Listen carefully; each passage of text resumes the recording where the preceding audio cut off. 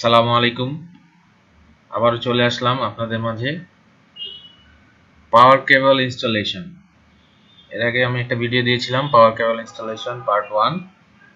সেখানে আমি দেখিয়েছিলাম cable routing, method of cable laying, আমরা কোন কোন মেথডে কেবল লে করতে পারি as per IC standard. So আজকে আমি আলোচনা করব হচ্ছে ব্যান্ডিং রেডিয়াস নিয়ে, যে আইসি স্ট্যান্ডার্ডের ব্যান্ডিং রেডিয়াস, কোন কেবলের জন্য কতটুকু ব্যান্ডিং রেডিয়াস রাখতে হয়, মিনিমাম কতটুকু রাখতে হয়, তারপর কেবল বিভিন্ন ম্যানুফ্যাকচারার তারা কি রিকমেন্ডেশন করে ব্যান্ডিং রেডিয়াস রাখার জন্য। এইসব বিষয় নিয়ে আজকে আমি আলোচনা করব। চলুন শুরু করা যাক পাওয়ার কেবল ইনস্টলেশন পার্ট 2।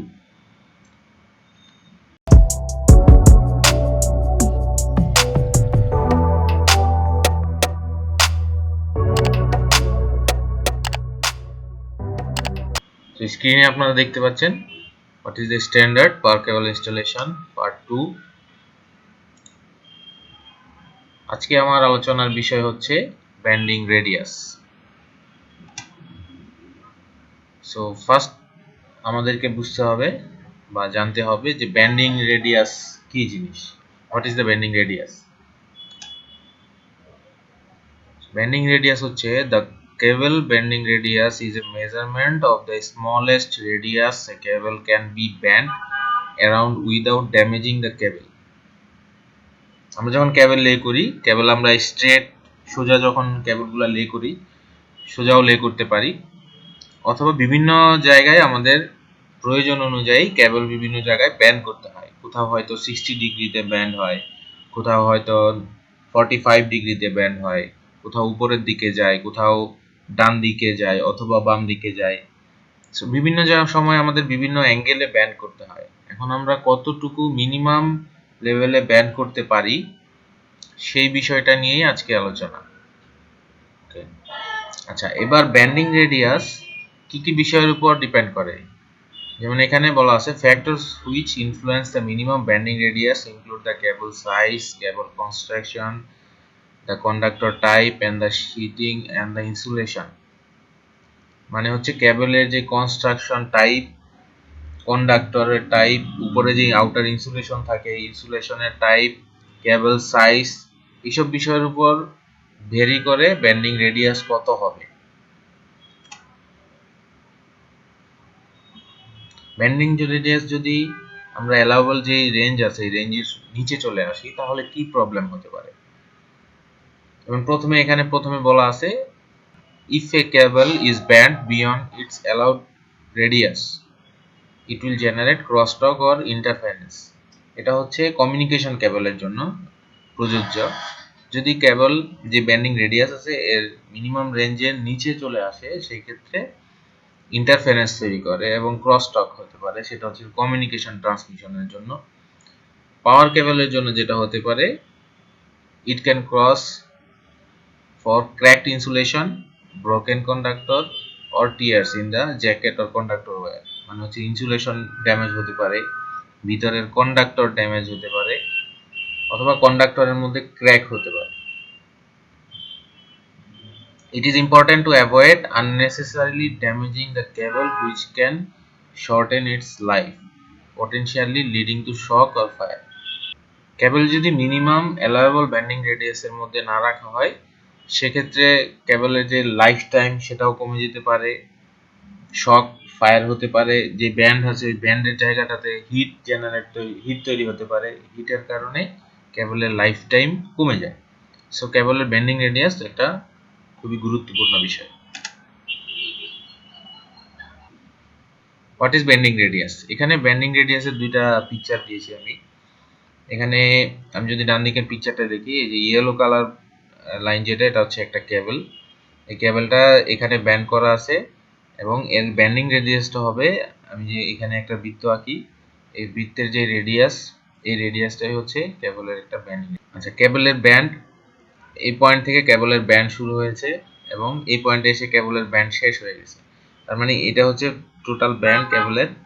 এই ব্যান্ডের এই পয়েন্টে যদি আমি একটা সেন্টার ধরে এই আর রেডিয়াস নিয়ে এখানে একটা বৃত্ত আঁকা হয় তাহলে এই কেবলের জন্য ব্যান্ডিং রেডিয়াস আমরা বলতে পারি আর।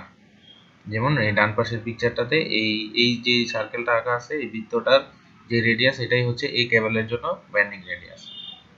ওকে, what is IC standard? Bending রেডিয়াসের জন্য আইসি স্ট্যান্ডার্ড কি বলে, আমরা কতটুকু ব্যান্ডিং রেডিয়াস রাখতে পারি। as per IC 60092-352, IC 60092-352 section 3.18 এ বলা আছে bending radius, the internal bending radius for the installation of cable shall be as recommended by the manufacturer according to the type of cable chosen and shall not be less than the values given in table 4 and 5. ম্যানুফ্যাকচারের যে recommendation আছে, এই ম্যানুফ্যাকচারের recommendation আমরা follow করতে পারি, কিন্তু সেটা table 4 এবং 5 এর কিছু ভ্যালু দেওয়া আছে, এই ভ্যালুর নিচে হতে পারবে না। তো চলুন দেখি টেবিল 4 এন্ড 5 এ কি আছে। টেবিল 4 এ এখানে একটা টেবিল দেওয়া আছে। এই টেবিলের ক্ষেত্রে দুইটা টাইপের জন্য বলা আছে। প্রথমে দেওয়া সার্কুলার কপার কন্ডাক্টর, যদি সার্কুলার টাইপের গোল টাইপের কপার কন্ডাক্টর হয় সেক্ষেত্রে কেবলটা যদি আনআর্মার্ড হয় অথবা আনব্রেডেড হয় এবং লেস দেন 25 mm, এটা হচ্ছে ওভারঅল ডায়ামিটার। ওভারঅল ডায়ামিটার যদি 25 mm এর নিচে হয় সেক্ষেত্রে মিনিমাম ব্যান্ডিং রেডিয়াস হচ্ছে 4D মেনটেন করতে হবে। এবং আনআর্মার্ড অথবা আনব্রেডেড কেবল যদি 25 mm এর উপরে হয় সেক্ষেত্রে 6D ব্যান্ডিং রেডিয়াস মেনটেন করতে হবে। আর যদি মেটাল ব্রেড স্ক্রিনড অথবা আর্মার্ড কেবল হয় এনি ডায়ামিটার, যে কোনো ডায়ামিটারের, সেক্ষেত্রে মিনিমাম ব্যান্ডিং রেডিয়াস হতে হবে 6D। মেটাল ওয়্যার্ড আর্মার্ড যদি হয় অথবা metal tape armoured or metal sheathed হয় সেক্ষেত্রে যে কোনো ডায়ামিটারের জন্য 6D minimum bending radius maintain করতে হবে। এরপর composite polyester or metal laminate tape screen unit or collective tape screening যদি হয় সেক্ষেত্রে যে কোনো ডায়ামিটারের ক্ষেত্রে 8D minimum bending radius maintain করতে হবে। আর এরপরে আছে সেটা হচ্ছে thermoplastic or thermosetting with sector shaped. যদি সেটা সেক্টর শেপের কপার কন্ডাক্টর হয় সেক্ষেত্রে এনি কাভারিং, যে কোনো কাভারিং এর জন্য যে কোনো ওভারঅল ডায়ামিটারের জন্য 8D ব্যান্ডিং রেডিয়াস মেনটেন করতে হবে। এরপর আছে ইনসুলেশন, যদি মিনারেল ইনসুলেশন হয়, হার্ড মেটাল শীটেড কভারিং হয়, যে কোনো ডায়ামিটারের জন্য 6D minimum bending radius maintain করতে হবে। ওকে, নেক্সট হচ্ছে টেবিল 4A।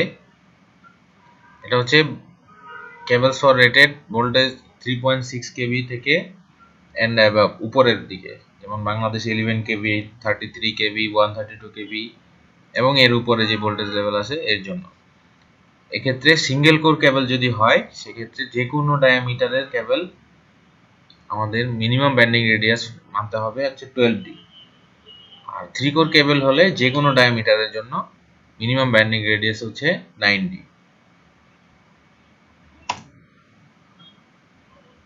এরপর দেখি চলুন বাংলাদেশে কেবল ম্যানুফ্যাকচারার কি কি রিকমেন্ডেশন করে। বাংলাদেশে বিভিন্ন ধরনের কেবল ম্যানুফ্যাকচারার আছে, বিআরবি আছে, বিবিএস, এসকিউ কেবল আছে, পলি কেবল আছে, আরো অন্যান্য বিভিন্ন কেবল আছে। এর মধ্যে আমি যদি দেখি বিবিএস কেবলের ওদের একটা ক্যাটালগের মধ্যে আমি পেয়েছি, সেটা হচ্ছে কেবলের যে bending radius, minimum bending radius হতে হবে, the minimum bending radius of the cable should be equal to or greater than 15 into outer diameter of the cable, কেবলের যে আউটার ডায়ামিটার তার 15 গুণ হতে হবে মিনিমাম। এটা হচ্ছে তাদের রিকমেন্ডেশনে বলা আছে। যেমন আমরা আইসি স্ট্যান্ডার্ডে দেখেছিলাম সেখানে 12D সিঙ্গেল কোর কেবলের জন্য 12D বলা আছে এবং 3 কোরের জন্য 9D বলা আছে, কিন্তু বাট ম্যানুফ্যাকচারার এখানে বলে দিয়েছে 15D, সো আমাদেরকে এই 15Dটাই ফলো করতে হবে। স্কিউ কেবলের ক্ষেত্রেও যদি তাদের ম্যানুয়াল আমি দেখি সেখানেও তারাও বলে দিয়েছে greater than equal to 15D হতে হবে। তো এই হচ্ছে ম্যানুফ্যাকচার রিকমেন্ডেশন। আরো অন্য ম্যানুফ্যাকচার আছে, ইন্টারন্যাশনাল বিভিন্ন কেবল আছে, বিভিন্ন দেশের বিভিন্ন ম্যানুফ্যাকচারার আছে, সবার ম্যানুফ্যাকচারিং এর যে ইনস্ট্রাকশন আছে, তাদের যে ইনস্টলেশন ম্যানুয়াল থাকে বা গাইডলাইন থাকে, সেই গাইডলাইনে তারা বলে দেয় স্পেসিফিক কেবলের জন্য কত হতে হবে।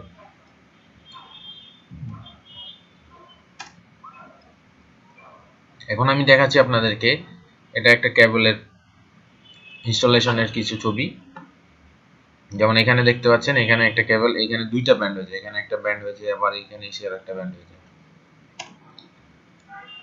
এই একটা কেবল, এখানে একটা ছবি দেখতে পাচ্ছেন, এখানেও কিছু কেবল লে করা আছে, এখানেও যেমন ব্যান্ড দেয়া আছে, এটাও মোটামুটি এটা অনেক বড় একটা ব্যান্ড। এরপরে আরেকটা ছবি দেখি, এই ছবিতেও দেখতে পাচ্ছেন এখানে যেমন এটা বাম দিকের ছবিটাতে আছে পাওয়ার কেবল ব্যান্ড করা আছে এখানে, এবং ডান পাশের ছবিটাতে এগুলা কিছু কন্ট্রোল কেবল অথবা এলভি কেবল আছে।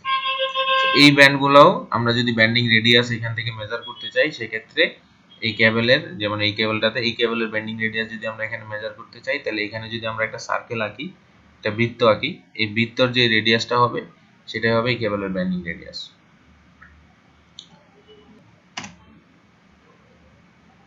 সো এই ছিল ব্যান্ডিং রেডিয়াস আইসি 60092-352। আশা করি আপনারা বুঝতে পেরেছেন ব্যান্ডিং রেডিয়াসটা কি জিনিস, এবং ব্যান্ডিং রেডিয়াসটা আসলেই খুব ইম্পর্টেন্ট এবং গুরুত্বপূর্ণ একটা বিষয়। আমি নেক্সট পার্টে আমি আলোচনা করব কারেকশন ফ্যাক্টর এবং কারেন্ট ক্যারিং ক্যাপাসিটি নিয়ে। তো সেই পর্যন্ত ভালো থাকবেন, ধন্যবাদ।